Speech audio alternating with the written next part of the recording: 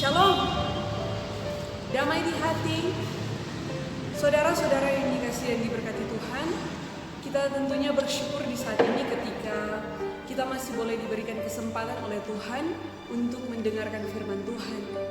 Walaupun di tengah situasi pandemi COVID-19 ini, tetapi kita tetap bersyukur oleh karena anugerah penyertaan Tuhan dalam kehidupan kita, sehingga kita masih boleh ada sebagaimana kita ada. Saudara-saudara yang dikasihi dan diberkati Tuhan, tema renungan kita di saat ini yaitu memelihara tanah yang Tuhan ciptakan. Nah, kalau berbicara tentang tanah, itu ada kaitannya atau hubungan istimewa antara Tuhan dan manusia. Tanah ini adalah sesuatu yang berhubungan dengan Tuhan. Maka tanah ini sangat penting untuk kehidupan manusia. Nah, saudara-saudara, kalau berbicara tentang tanah, maka sangat vital perannya bagi kehidupan bumi, karena tanah ini mendukung kehidupan umat manusia. Misalnya, tanah dapat digunakan untuk membangun gedung-gedung, untuk menanam tanaman-tanaman, atau lain sebagainya, sehingga tanah ini memiliki peran yang sangat penting dalam kehidupan manusia. Sehingga tanah yang Tuhan ciptakan ini adalah anugerah yang Tuhan siapkan, yang Tuhan hadirkan untuk setiap umat yang percaya, untuk bagaimana mereka bisa mengelola, mereka bisa menjaga dan melestarikan tanah yang Tuhan ciptakan ini. Namun saudara-saudaraku, terkadang tanah ini menjadi bahan untuk setiap orang bertengkar. Maksudnya di sini yaitu oleh karena kepemilikan tanah ini, sehingga orang-orang sudah mulai egois dan mementingkan kehidupan mereka sendiri. Atau ada juga saudara-saudara sudah bermusuhan akibat dari tanah ini, karena tanah ini adalah harga yang sangat mahal dalam kehidupan. Seperti yang kita lihat saat ini juga, tanah semakin hari semakin sedikit. Tanah sekarang naik harga, sehingga semakin banyak orang memiliki niat untuk memiliki tanah yang banyak. Sehingga dari situ muncullah keegoisan dari setiap orang, karena kita suka semua ini kita punya, karena tanah ini memiliki peran yang sangat penting dalam kehidupan umat manusia. Orang juga tidak lagi memiliki rasa takut untuk menjual tanah, bahkan berkelahi dengan tanah. Sama seperti yang saya katakan tadi, ada pun sanak saudara yang hanya karena tanah mereka mulai bermusuhan. Sehingga di sini, saudara-saudaraku, dapat kita pelajari bahwa tanah ini bisa menjadi berkat tetapi juga kutuk, sebab kemakmuran tanah bisa membuat orang menjadi lupa diri dan berpaling dari Tuhan. Padahal mereka tidak menyadari bahwa tanah ini adalah milik Tuhan, pemberian Tuhan untuk umat manusia. Bagaimana mereka bisa mengelola, melestarikan, menjaga tanah yang Tuhan berikan. Karena itu, dengan adanya anugerah yang Tuhan ciptakan ini, maka kita sebagai umat percaya, kita dituntut untuk bagaimana kita bisa menghormati kemerdekaan yang Tuhan berikan ini. Dengan cara sama seperti yang saya sampaikan tadi, kita mengelola, kita menjaga tanah yang Tuhan ciptakan. Nah, saudara-saudaraku, tanah ini adalah topik yang sangatlah penting dalam perjanjian lama. Kalau pada ayat yang pertama dalam Alkitab itu membicarakan Asher, yang artinya bumi atau negeri. Nah, sejak semula saudara-saudara, tanah diberikan kepada manusia. Dan dalam Alkitab, kata Eretz juga sering muncul dalam perjanjian lama. Nah, secara politis juga, dalam perjanjian lama terus menarik perhatian seluruh dunia dengan konfliknya yang tidak pernah selesai, yaitu tanah.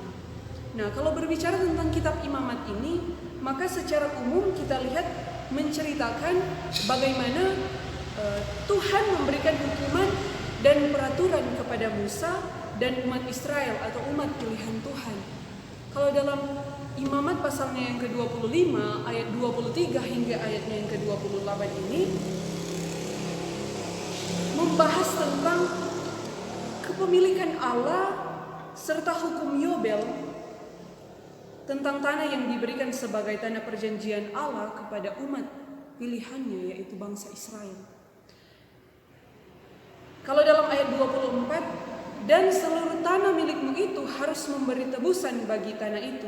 Nah, artinya di sini saudara-saudara, setiap tanah adalah milik Allah yang harus diberi label ataupun tanda, dan itu juga menunjukkan bahwa bangsa Israel ini memiliki hak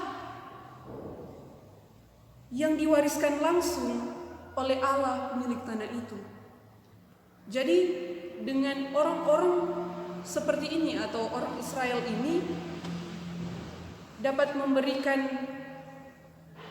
teladan atau orang lain akan tahu bahwa Allah ini sangat memberikan kuasa untuk memberikan yang terbaik, bahkan lebih bagi bangsa Israel atau umat pilihan Allah. Nah, kalau dalam ayat 25, saudara-saudaraku, jikalau saudaramu itu telah menjadi miskin dan akan menjual tanah miliknya, maka kaum keluarganya harus datang menebus yang telah dijual saudaranya itu.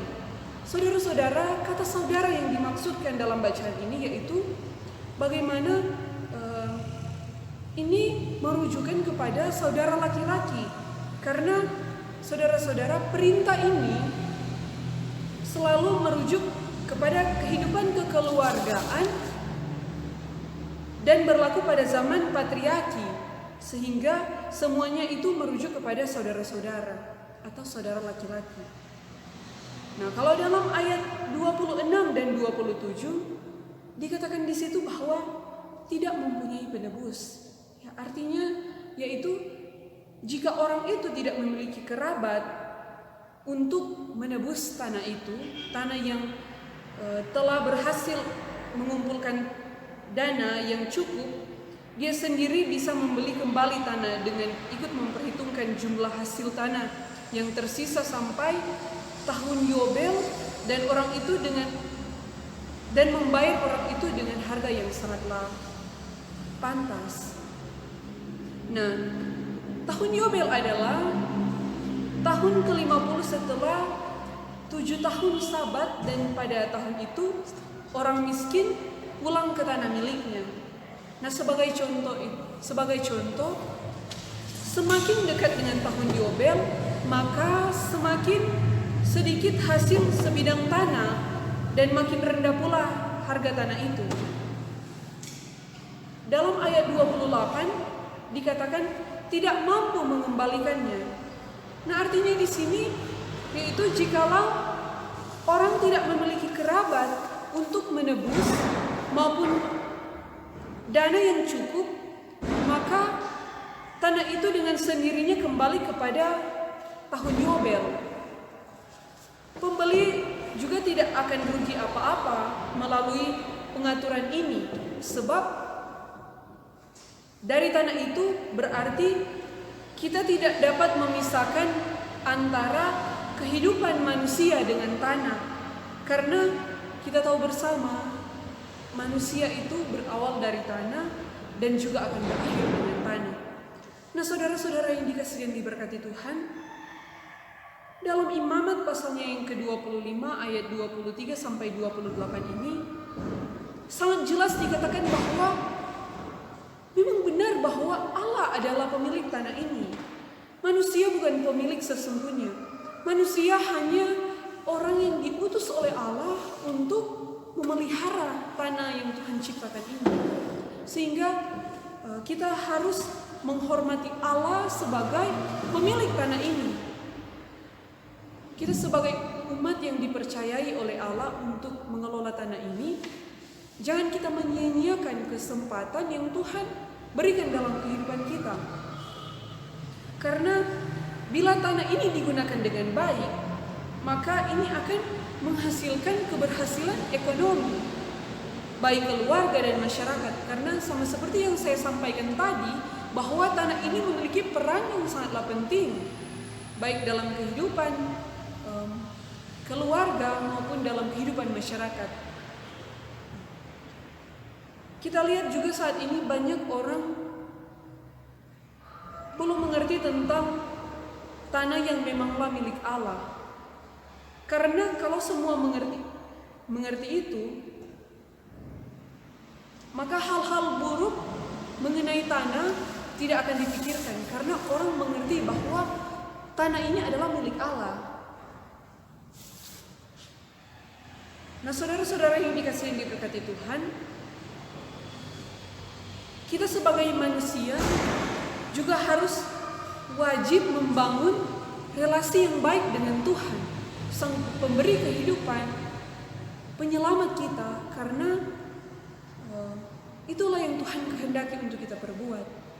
Kita sebagai umat yang dipercayai untuk mengelola tanah ini, kita juga diberikan tanggung jawab untuk bagaimana kita saling menolong antara satu dengan yang lainnya. Tuhan menciptakan kita semua untuk menolong orang-orang yang ada di sekitar kita. Jangan kita egois dalam kehidupan kita. Kita hanya mementingkan kehidupan kita sendiri. Kita hanya mementingkan pribadi kita, keluarga kita. Tetapi Tuhan ajarkan kita untuk bagaimana kita saling menolong antara satu dengan yang lainnya. Jangan egois. Karena tanah juga adalah ciptaan yang patut kita syukuri, sehingga kita juga jangan merusak tanah pemberian Allah. Nah, saudara-saudara yang diberkati Tuhan, kita lihat juga saat ini dalam situasi pandemi COVID-19 ini, banyak orang yang sudah mulai menanam tanaman, bunga. Itu juga adalah salah satu bentuk bagaimana mereka menghargai tanah yang Tuhan berikan ini. Sehingga saya tekankan lagi bahwa kita sebagai umat yang dipercayai oleh Allah, marilah kita mengelola tanah yang Tuhan berikan ini dengan kita menjaga, melestarikan, agar memang benar-benar tanah ini dapat digunakan untuk hal-hal yang baik. Nah, saudara-saudaraku, semoga firman ini boleh menolong kita dalam kita menjalani kehidupan kita hari lepas hari, dan Tuhan Yesus memberkati kita semua. Amin firman Tuhan.